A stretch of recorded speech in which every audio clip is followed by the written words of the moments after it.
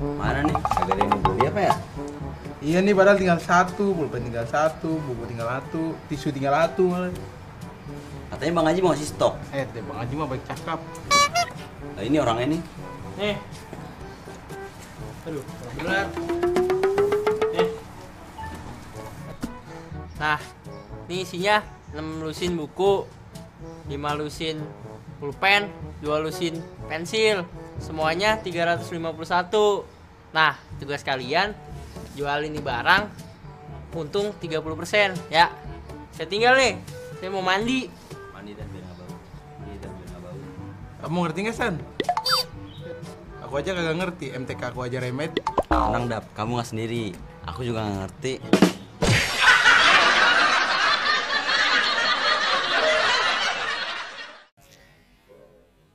Halo sahabat edukasi, kalian jangan bingung kalau misalkan kalian akan berada nanti di posisi seperti teman-teman yang tadi. Nah, bagaimana menggunakan aritmatika sosial? Itu yang pertama kita harus pahami dulu, ada namanya untung dan rugi. Lalu bagaimana dengan persoalan harga jualnya, harga beli dan segala macamnya, itu bisa kita hitung harga jual itu dengan dua cara.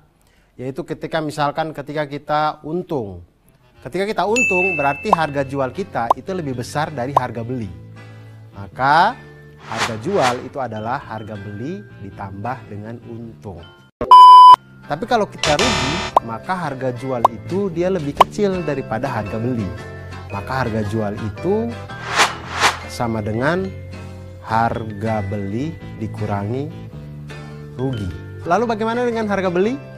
Harga beli juga sama, kita bisa menghitung dengan dua cara.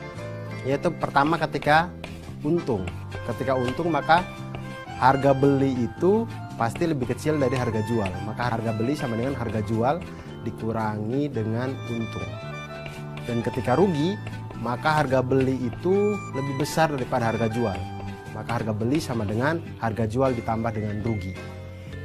Nah, kalau sahabat edukasi mengalami masalah seperti video yang tadi, maka kita cukup tahu persentase tentang untung dan juga rugi. Dan ini cukup mudah. Kita misalkan untung itu adalah U dan harga beli adalah HB, maka persentase untung sama dengan U per HB dikali dengan 100%. Dan persentase dari rugi sama dengan R per HB dikali dengan 100%. Dan untuk lebih jelasnya tentang aritmatika sosial ini, kita langsung saja menyelesaikan permasalahan dari Bang Aji dan kawan-kawan tadi. Jadi Bang Aji itu membeli alat tulis berupa buku, pensil, dan pulpen. Buku itu dia ada 6 lusin buku seharga 216.000, kemudian 5 lusin pulpen seharga 90.000, dan 2 lusin pensil seharga 45.600 rupiah. Kemudian dia memberikan kepada 2 orang adiknya, 2 orang temannya tadi, kemudian mengatakan bahwa ini harus kita jual dengan keuntungan 30%. Bagaimana cara kita jual sehingga untungnya 30%? Ya tentu harus ada yang beli. Kalau kita sehitung apapun, kalau tidak ada yang beli ya tetap tidak untung gitu. Nah, kita harus jualnya satuannya berapa nih sehingga kita untung 30%. Nah, untuk menghitung ini kita harus tahu dulu harga per bagian, harga per satuan pensil, pulpen dan juga buku. Yang pertama buku. Buku itu harganya 216.000, dibeli 6 lusin. 6 lusin berarti total buku itu adalah 6 dikali dengan 12 sama dengan 72 buku. Harga per satu buku adalah 216.000 dibagi dengan 72 didapatkan 3.000 rupiah per satu buku. Hal yang sama kita lakukan pada pulpen dan pensil. Pulpen itu ada 5 lusin, total pulpen ada 5 kali 12 sama dengan 60. 5 kali 12 itu 60 sahabat. Jadi 5 kali 12 itu sebenarnya 60 pulpen. Pulpen dibeli dengan harga Rp90.000. Maka harga per satu pulpen adalah Rp90.000 dibagi dengan 60 sama dengan Rp1.500 per pulpen. Lalu pensil. Pensil ada 2 lusin. Banyaknya pensil berarti 2 kali 12 sama dengan 24 pensil. Kemudian harga beli pensil ini adalah Rp45.600. Maka harga per satu pensil adalah Rp45.600 dibagi dengan 24 sama dengan Rp1.900. Nah, kemudian Dari harga satuan ini kita sudah dapatkan. Sekarang kita hitung untung 30%. Berarti untung 30%. Untung dari setiap buku adalah 30% dikali dengan Rp3.000 sama dengan Rp900. Untuk pulpen 30% dikali dengan Rp1.500 sama dengan Rp450. Dan untuk pensil 30% dikali dengan Rp1.900 sama dengan Rp570. Jadi harga satuan untuk semua barang yang ada adalah untuk buku Rp3.000 ditambah dengan Rp900 sama dengan Rp3.900. Bisa kita bulatkan menjadi Rp4.000. Karena kembalian 100 itu agak susah zaman sekarang.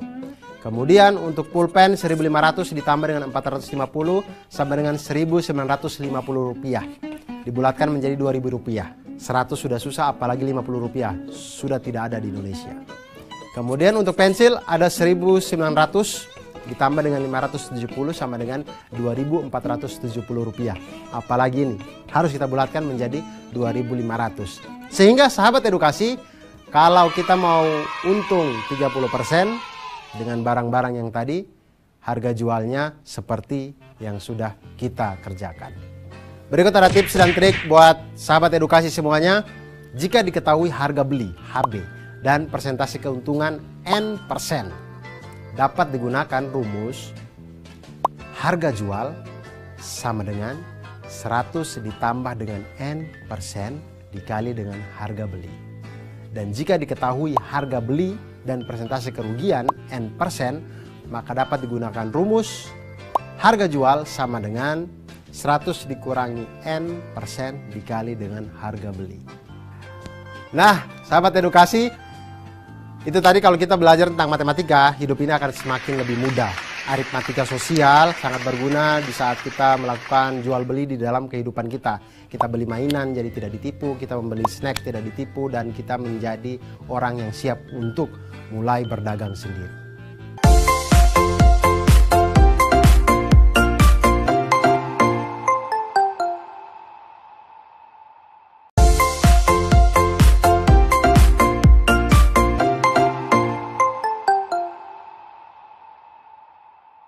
Ngapain kita kesini? Ke bank. Bang, Iya, ngapain? nabung lah. Kan ada celengan. Ya kan itu zaman dulu. Zaman sekarang mau nabung di bank, bukan celengan. Biar dapat bunga. Bunga apaan tuh? Bunga tumbuhan? Kan bunganya beda lagi. Yaudah, lihat ya.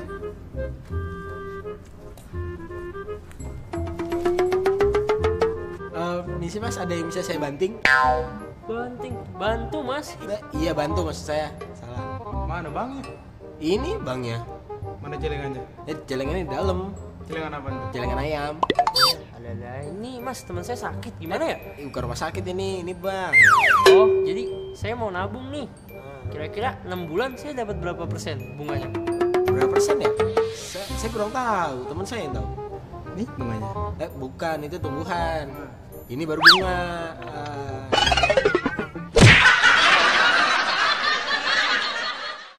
Sahabat edukasi, menghitung bunga bank dalam 1 tahun, bunga 1 tahun itu sama dengan persentase bunga dikali dengan modal awal kita. Kemudian menghitung jumlah tabungan, berarti tabungan sama dengan modal ditambah dengan bunga.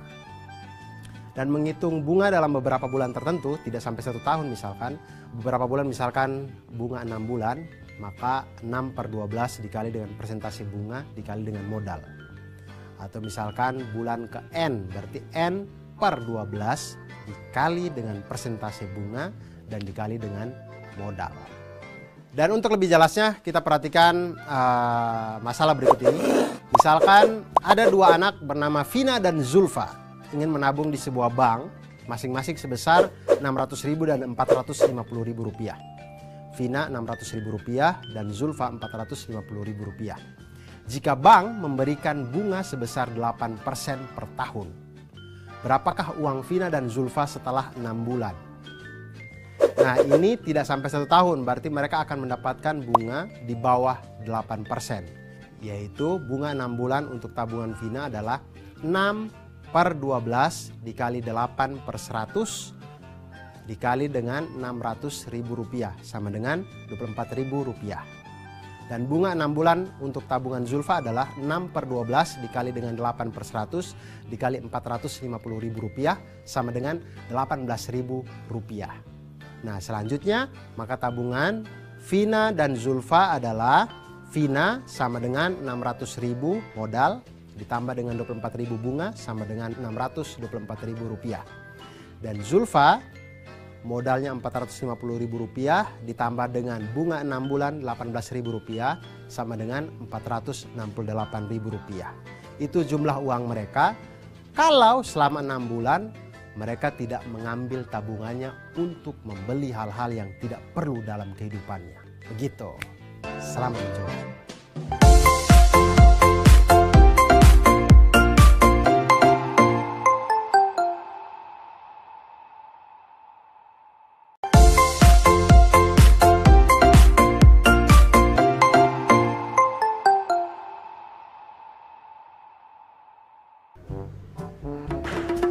Nah, ini dia nih jeruk pesanan saya 100 kilo kan?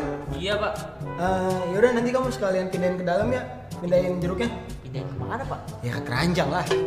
Oh, kayaknya rumah saya. Jangan keenakan di kamu dong. Yaudah cepet pindahin jeruknya. Iya pak.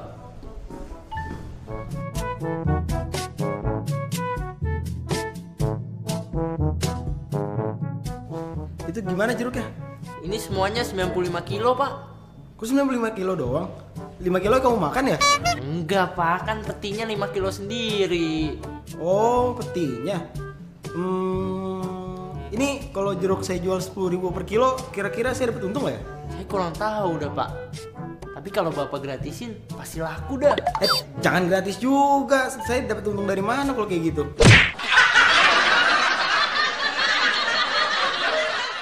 Kalau kalian membeli barang-barang di kantin, misal makanan atau apa, pasti di bungkusannya ada tertulis neto. Nah, di situ pihak produsen sebenarnya sudah menginformasikan kepada kita bahwa sebenarnya kita tidak ditipu. Memang ada namanya bruto, berat kotor, ada namanya neto, berat bersih, dan juga ada tara. Tara itu adalah berat kemasan.